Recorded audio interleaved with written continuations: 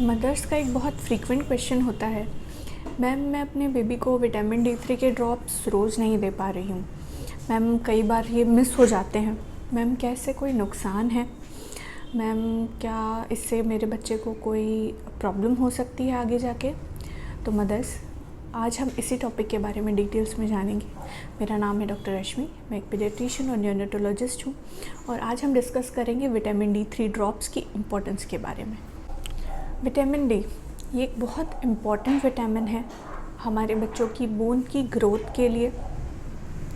Vitamin D हमारी body में calcium और फास्फोरस इन दोनों के एब्जॉर्प्शन में भी बहुत ज़्यादा मदद करता है। विटामिन D3 की कमी के कारण बच्चों में रिकेट्स हो सकता है। रिकेट्स एक बोन की सॉफ्टनिंग की बीमारी है। इससे बोन्स बहुत ज़्यादा कमज़ोर हो जाते हैं। ये बच्चों के पैरों में डिफ़ॉर्मिटी कर सकता है, जिसे हम कहते हैं नॉक नीज या बो लेग्स। ये इस तरह बच्चों के पैर इसकी कमी के कारण हो सकते हैं।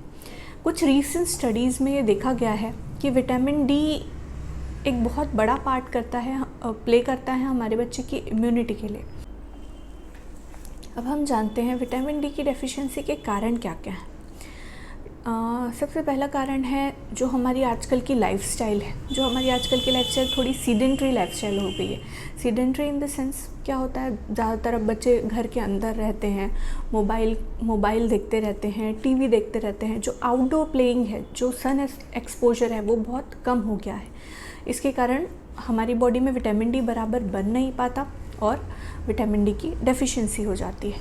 जो सेकंड रीज़न है, कुछ कल्चरल कस्टम्स हैं जिनमें बच्चे पूरी तरह कवर्ड रहते हैं, बच्चे की बॉडी पूरी तरह कवर्ड रहती है। इसके कारण सन एक्सपोजर ना होने के कारण विटामिन डी की कमी हो सकती है।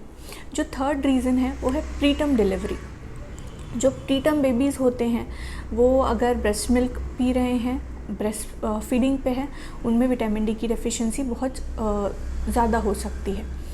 जो नेक्स्ट रीज़न है वो है एक्सक्लूसिवली ब्रेस्ट फीड बेबीज़। जो मदर्स मिल्क है उसमें बहुत तरह के न्यूट्रिशंस हैं जो कि बच्चे के लिए बहुत ज़्यादा इम्पॉर्टेंट है, ज़रूरी है और काफ़ी एडिक्वेट क्वांटिटी में रहते हैं। बट मदर्स मिल्क में सिर्फ 30 to 40 इंटरनेशनल यूनिट्स पर लीटर विटामिन डी प्रेजेंट होता है, जो कि बच्चों की बोन ग्रोथ के लिए एडिक्वेट नहीं है। हमारे बच्चे की बोन ग्रोथ के लिए हमें 400 international units per day vitamin D3 की रिक्वायरमेंट होती है। जो फार्मूला फेड बच्चे होते हैं उनमें भी विटामिन डी की डेफिशिएंसी हो सकती है। ऐसा नहीं है कि फार्मूला आप दे रहे हो तो आपको विटामिन डी ड्रॉप्स नहीं देने हैं। बिकॉज जब बच्चा अगर मिक्स फीडिंग में है, बच्चा आधा ब्रेस्ट मिल्क ले रहा है और थोड़ा फार्मूला फीड ले रहा है, तो उसको उतना विटामिन डी नहीं मिलेगा। बिकॉज फार्मूला फीड में 400 इंटरनेशनल यूनिट तभी मिल सकता है बेबी को जब बच्चा 1 लीटर तक फार्मूला कंज्यूम कर रहा हो। तो अगर आपका बच्चा बहुत ओकेजनली फार्मूला फीड्स ले रहा है तो आपको बराबर विटामिन डी का रिप्लेसमेंट उसे देना है, विटामिन डी के ड्रॉप्स बच्चे को देने हैं। जो नेक्स्ट रीज़न है वो है विटामिन डी के डाइटरी सोर्सेज बहुत कम होते हैं। नॉन वेजिटेरियन डाइट्स में विटामिन डी सिर्फ एग योक में पाया जाता है। कुछ फैटी फिशेस होते हैं लाइक सैल्मन एंड ट्यूना, इसमें पाया जाता है। और कुछ फिश लिवर ऑयल्स होते हैं जिनमें विटामिन डी पाया जाता है। वेजिटेरियंस में ये सोयाबीन में, मशरूम में, चीज़ में और फोर्टिफाइड मिल्क में ही पाया जाता है।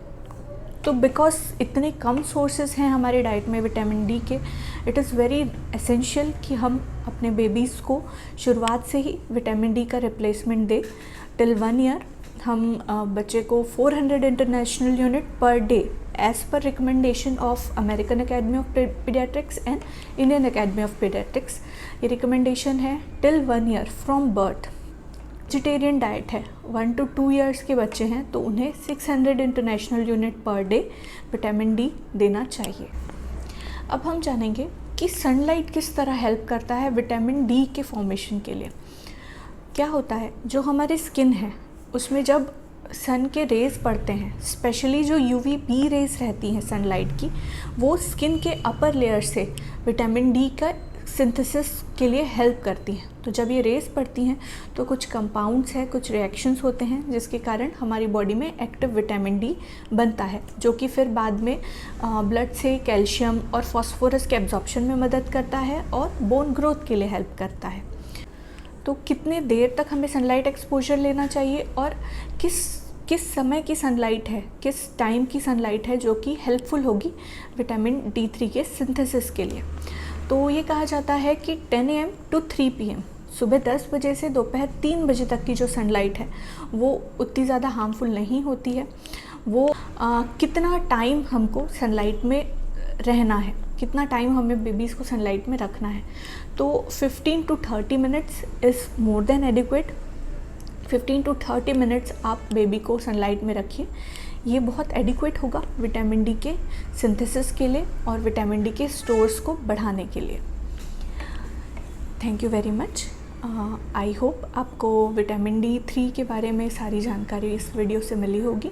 आपकी कोई भी क्वेरीज रहती हैं आप कमेंट्स में मुझे पूछ सकते हैं, और इसी तरह के इन्फॉर्मेटिव वीडियोज़ के लिए आप मेरे चैनल को सब्सक्राइब कर सकते हैं। Thank you.